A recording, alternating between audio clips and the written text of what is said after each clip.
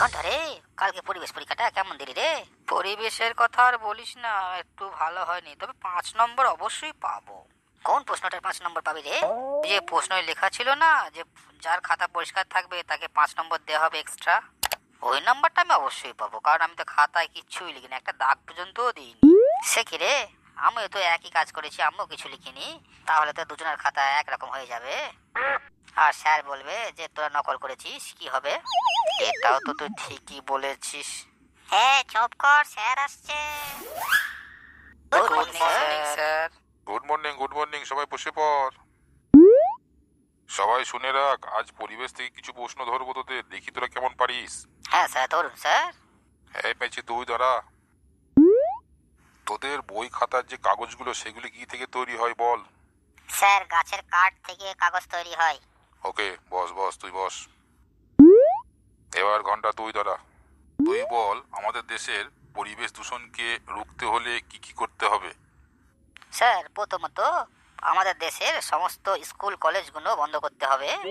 আর দ্বিতীয়ত বাস, lorry, motorcycle এই ইত্যাদি যানবাহনগুলি বন্ধ করে গরুর গাড়ি চালু করতে হবে। কি? আচ্ছা, যানবাহন থেকে দূষণ হয় সেটা নাই বুঝলাম, কিন্তু স্কুল কলেজ কেন বন্ধ হবে সেটা তুই বল। স্যার, স্কুল কলেজ চললে স্কুল কলেজের যে বইপত্রগুলো তৈরি হবে সেগুলো তো কাগজ থেকে তৈরি হবে।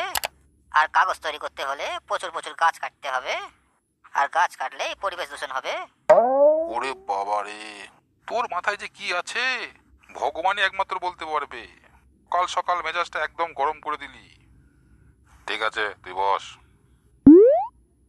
ঘন্টা তুই দাঁড়া।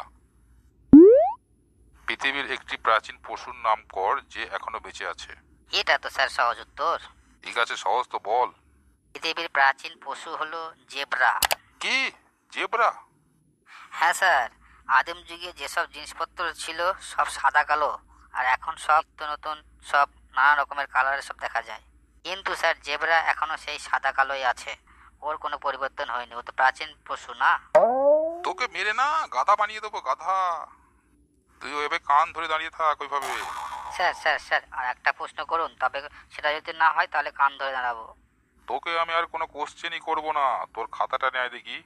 ওকে স্যার, হ্যাঁ নিন স্যার খাতা। এই এই এই, তোর কি হাতে লেখা না অন্য কিছু? মনে হচ্ছে তো খাতার উপর দিয়ে আরশোলা চলে গেছে। হ্যাঁ, তোর হাতে লেখা এত জঘন্য কেন বল?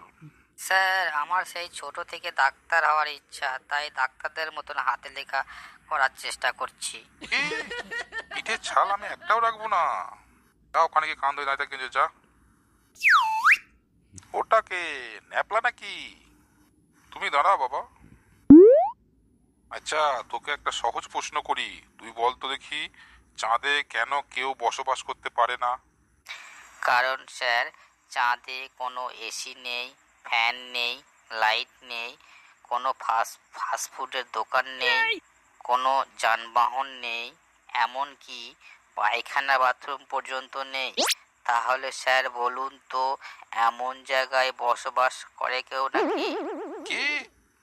তোকে একটা চড় মেরে না চাঁদে পাঠিয়ে দেবো, গিয়ে দেখে আসতে পারবি ওখানে কি কি আছে আর কি কি নেই।